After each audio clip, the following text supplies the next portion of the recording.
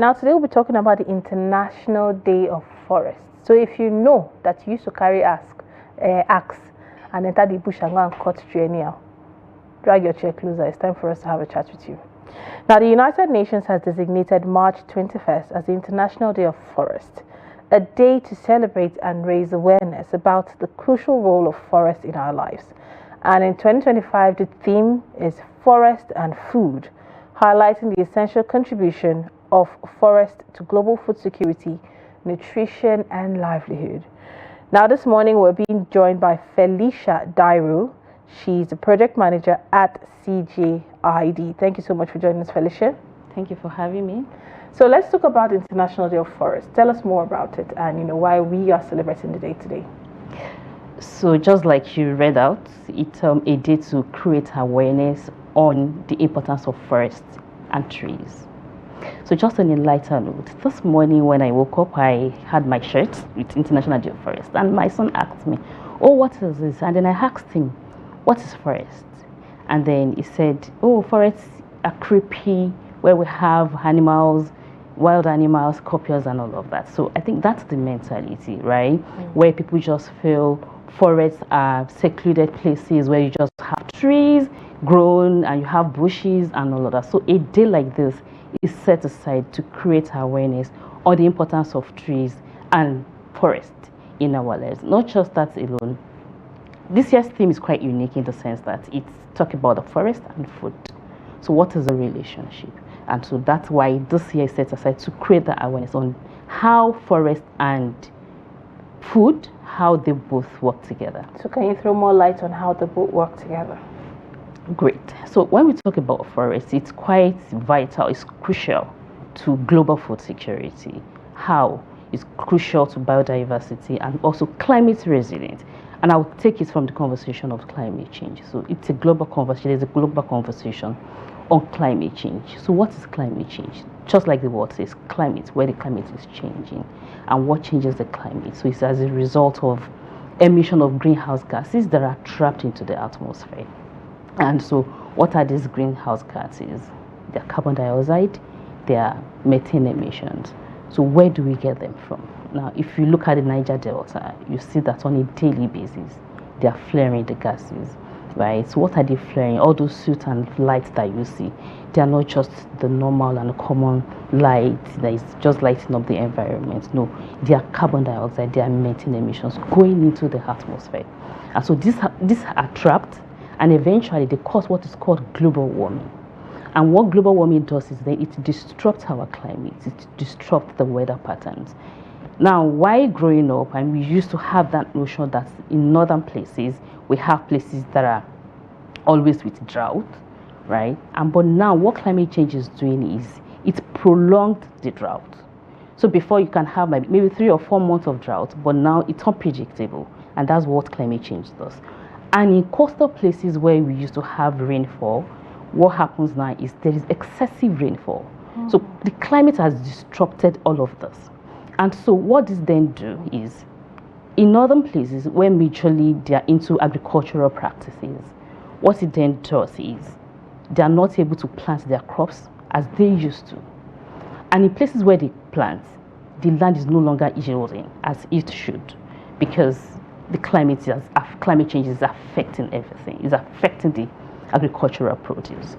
And in coastal region as well, so what happens is it then washes away farmland, and crops that are being planted are being washed away. And so what's the effect of all of this? And that's what we call food insecurity. Where people no longer have adequate access to food.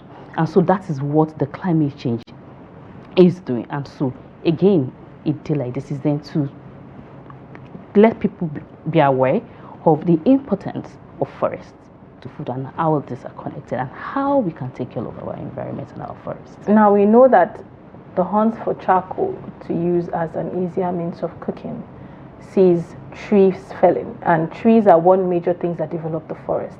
The availability of trees are one major thing that, like you said, gives us cleaner air, helps to hold climate change. In cases of erosion, their roots help to control erosion, and all that plays out there. What are your takes on Nigeria's attitude towards deforestation? And Are there policies you think could be recommended? For instance, in Cross River State, back then in the era of Donald Duke, I remember clearly how he put a policy of plant a tree, and it was really, solid. Then Cross River State was known I don't know if it's still there till now, but they had a virgin forest. I know of Boki, you go to Boki, they still have a virgin forest till date that has not been infiltrated by any human. It is still thick and it's guarded. So he put in that policy to, as you're felling a tree, you plant 2 trees. And it was really taken up upon seriously. It was taken up, trees were planted by the roadsides to shield the road, make the state cooler, and a lot of things were put in place. But on a national level, what policies do you think could be put in place to save the forest and, encourage Nigerians to go towards planting trees rather than falling trees? Thank you. So what you said just made me remember a few years ago, I think during my NYC days, I was in Cross River State, and then it was my first time that I witnessed such, trees on the roadside planted, and it was really so beautiful. Oh yeah, they've even dried up now. They used to, cover. They used to cover the roadside, cover the roads then, and there's a pride of Barbados. It covers the roads, and it would look very cozy, and that's because they were deliberately planted by the governor back then. Now, back to your question on deforestation. Why do we even have deforestation in the first place, right? You talked about women who use charcoal to cook. There are so many other factors. We have urbanization, right? Everywhere is developing. I mean, we want to build our skyscrapers and our beautiful houses. And so then people cut trees to put all of those in place. That's one.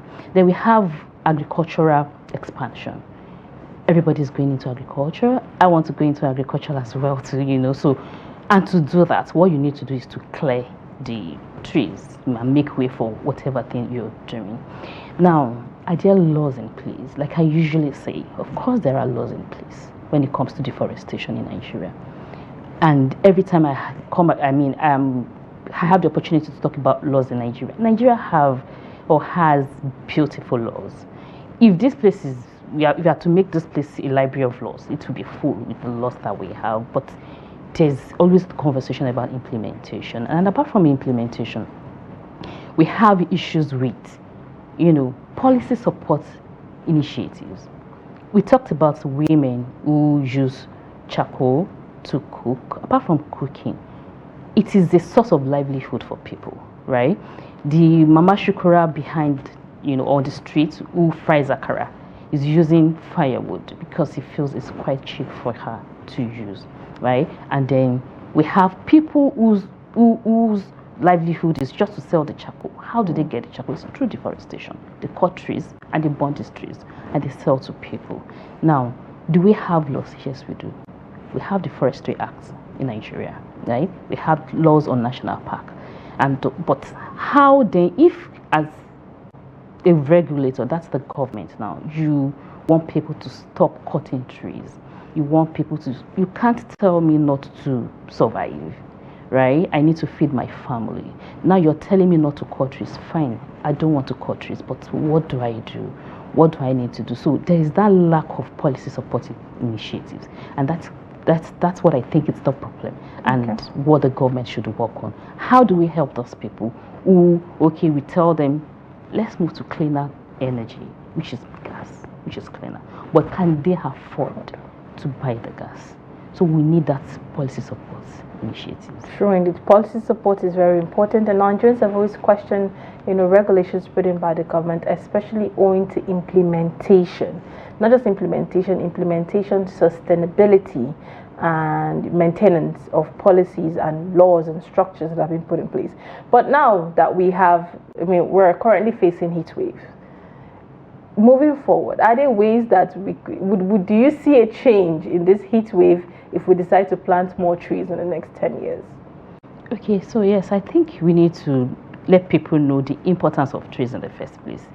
And again, let me share my experience as a child. In my house, in my compound, we have 2 trees. We had 2 trees planted in the compound, and then we had flowers all around the fence. And to us, it's just to beautify the house. We never knew the importance of flowers or trees, just to beautify the house. And years after, we've all grown, we have our respective farms as children now. And one day, a few years ago, about 5 or 6 years ago, I went home and I discovered that the trees were no longer there, the flowers were all gone, and I was really surprised. So I asked my mother, like, where are the trees? Where are the flowers? And she said they were constituting nuisance for her, like the leaves were falling off, and as the only person in the house now, because we don't really have anybody staying with her, she doesn't have the strength to be sweeping every day. And so for her, it's the cleanliness, right? She wants the environment to be clean. She doesn't want it to be littered. And that's why she cuts the trees and also the flowers. And this is because there is that lack of awareness. There is total lack of, sensitization. Some people don't even know the importance. What they see is, oh, just trees. I mean, we just have trees. So for going back to your question, there needs to be that awareness for people to even know the importance of trees. Forests and trees act as carbon sink. What does that mean? They store the carbon dioxide we breathe, all the carbon dioxide that has been emitted into the air.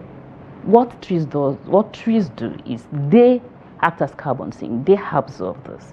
During photosynthesis, that's what they use. So the more we plant trees, the more we reduce the carbon in the atmosphere. And again, just like my organization is doing, that's the Center for Journalism, Innovation and Development. We believe that children, the youth, are the future of tomorrow. And so it is important that they know. If I had known when I was young, I think I would have educated my mother. So we go to schools every day like this, to speak about the importance of today. And yes, currently the team is at some schools in Gogalada to educate these children about the importance of trees. And All right. Thank you. Thank you so much, Felicia, for this. You have reignited my interest in the beauty of, green environment and how important it is to us as Nigerians. Thank you once more for joining us in the studio. It's my pleasure. But if you're just joining us, we're having a chat, right here on International Forest Day, and we were talking with Felicia Dairo, the project manager at CGID, on the importance of trees planting and protection of our forest. Well, I hope you've been able to pick something from our conversation. We're going on a quick break now. When we get back, it'll be time for our newspaper review. Just stay.